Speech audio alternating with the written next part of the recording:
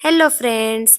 आज हम बनाते हैं cafe style peri peri powder. तो पेरी पेरी पाउडर बनाने के लिए हमें एक ब्लेंडर जार में 2 चम्मच लहसुन पाउडर, 2 चम्मच ऑनियन पाउडर, 2 चम्मच लाल कश्मीर पाउडर, 2 चम्मच चाट मसाला, 1 चम्मच काली मिर्च पाउडर, 1 चम्मच संचर पाउडर और स्वाद मुजब थोड़ा सा नमक डाल दीजिए।